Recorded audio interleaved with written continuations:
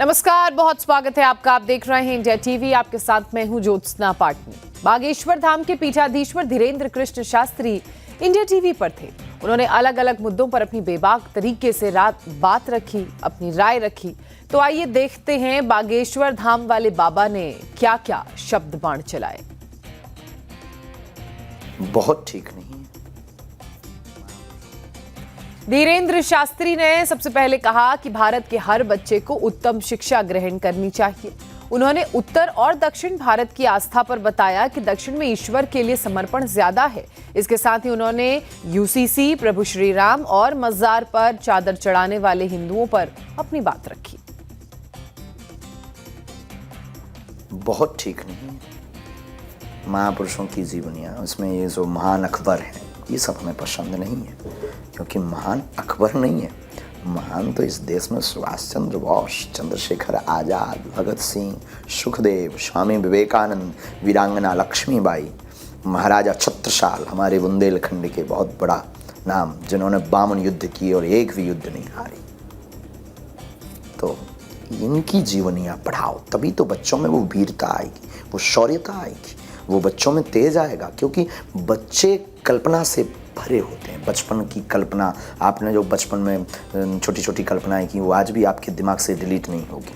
बाकी सब डिलीट हो जाता है, लेकिन बचपन की स्मृतियां डिलीट नहीं होती। और जब बच्चों के दिमाग में स्वामी विवेकानंद का वो शिकागो का धर्म सम्मेलन, महारानी लक्ष्मीबाई की वो चर्चाएं भरेंगे बालिकाओं को, तो बच्चे शौर्य वीर बनेंगे, वीर पुरुष बनेंगे। बालिकाएं लक्ष्मीबाई जैसी धारेंगी और राष्ट्र का उत्थान होगा। शिक्षा प्रणाली हिंदी में होनी चाहिए, टोटल। अंग्रेजी तो होनी चाहिए, पर शिक्षा सीखने के लिए प्योर अंग्रेजी ने बर्बाद कर दिया। हमसे ही कोई पूछे तो हमारी अंग्रेजी अपर लेवल की है, आत्महत्या कर लेती है अंग्रेजी हमारे सामने। नहीं आती होना, लेकिन इसका मतलब ये नहीं कि हमें अंग्रेजी नहीं आती तो हम ऐसा कह रहे हैं। हम सिर्फ अपनी प्राचीन संस्कृति की इस धरोहर को संजोए रखने के लिए हिंदी पर जोर कर रहे हैं।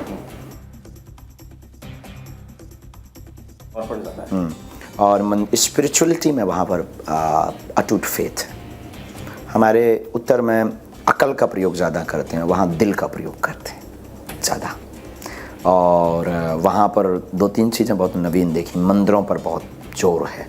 यहाँ के मंदिर जो टूट गए उन्हीं पर भी जोर नहीं है। वहाँ पर वैदिक परंपरा जो है, आचार्य परंपरा, वो बहुत अच्छी है। हमारे इस तरफ में हमें लगता है कि अब उसकी कमी आई। संस्कृत विद्यालय नहीं है हमारे। वैदिक परंपरा के का निर्वहन करने वाले आचार्य उसके प्रति रुचिकर नहीं।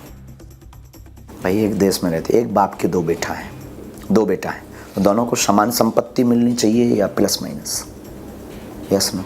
समान संपत्ति। बस एक देश में सब भारत माता की संतान, सबको एक जैसा ही कानून मिलना चाहिए, एक ही लॉ होना चाहिए। भाई किसी की पर्सनल उसकी जो परंपरा है उससे तो छेड़खानी नहीं की जा रही ना। कानून से जो आईपीसी की धारा है उसके अंतर्गत तो समान ही होना चाहिए ना। अब तुम्हें अलग, हमें अलग, तुम्हें 12 की छूट, हमें 2, ये तो बेफिजूली की बात। हमारे गाँव के ही बगल में है, और आप आइए, हम आपको उनके घर चाय पिलवाते हैं, 7 बच्चे की लिस्ट पकड़वाते हैं।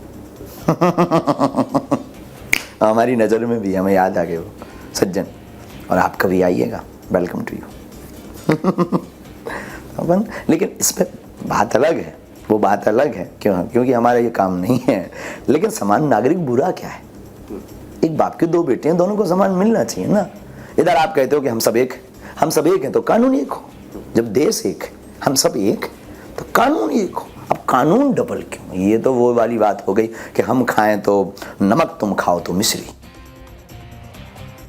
हम सनातनी हैं, हम धर्म आचार्य परंपरा पर हैं। तो जो गुरु परंपरा से जो हमारा दायित्व होना चाहिए वो हम इस शब्द के माध्यम से निभा रहे।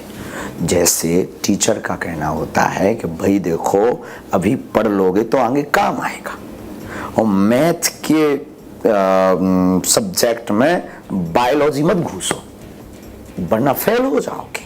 यही हम अपने सनातनी हिंदुओं को समझाते हैं कि भाई तुम्हारे भगवान कम है क्या जो दूसरी जगह तुम भाग रहे? एक आध एक्स्ट्रा और बना लो, नहीं तो फेल हो जाओगे। तो उन्हें फेल होने से बचा रहे हो। बाप को बाप कहना कौन सी बुरी बात है? आप कैसी प्रश्न लेकर चले आए? निजी आस्था है, निजी आस्था है। लेकिन हमारा निजी धर्म है समझाने का, दायित्व है आचार्य का। आप हमसे पूछेंगे कि आप आचार्य हैं तो आपका कर्तव्य क्या है, हम आपको बोलें कि आप न्यूज़ ना पढ़ो, सत्य ना पढ़ो, और जो हम आपको झूठ झूठ दे दे वो पढ़ो, तो क्या आप पढ़ोगे? Yes no? तो फिर हमारा दायित्व है सनातन के प्रति सबको जगाने का। हम अपना फर्ज नहीं निभाएंगे तो उस ईश्वर को क्या खाक मुंह दिखाएंगे? अगर आप ना मानते होते हैं 30 कोटि में, अगर आपको कम पढ़ रहे हो हम तो आपसे स्पेशली बोलेंगे माय डियर, आओ आप हमारी हवेली पर, एक ठिया नया बनाकर हम आपको देते हैं, लेकिन हम आपको जाने नहीं देंगे अनके प्रकार। देवता चित्त न धरी हनुमत से सर्व सुख करे, जो शतबार पाठ कर कोई, छूट है बंदी महासुख होई। हमारे हनुमान चालीसा में इतनी ताकत है कि सुख के बाप का नाम महासुख है, तुम वो पा सकते हो। फिर भी तुम्हें आन पड़ी, चले जाओ। धर्म ही है, भगवान है तो भगवान राम है तो हिंदुओं के भगवान। भगवान फिर वही बात, इस देश में रहने वाला प्रत्येक व्यक्ति विदाउट कैमरा के अपने दिल पर हाथ रख करके बोले तो वो भी कहेगा उसके दिलों में भी राम और कृष्ण का खून बह रहा है, ये राष्ट्र राम का है।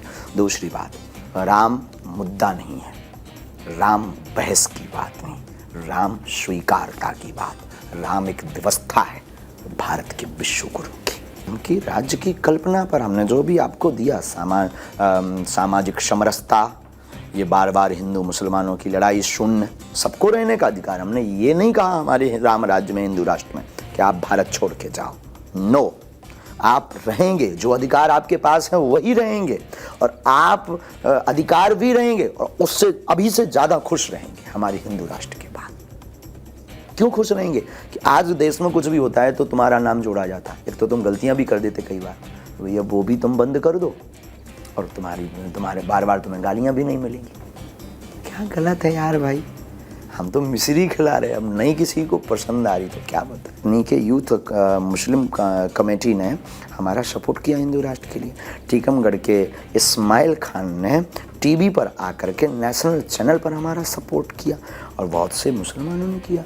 वो तो हमारे साथ हैं, जो जिसने हमको समझा, जिसने बाहिक समझा, उसे तो लग रहा फदाल और बबाल।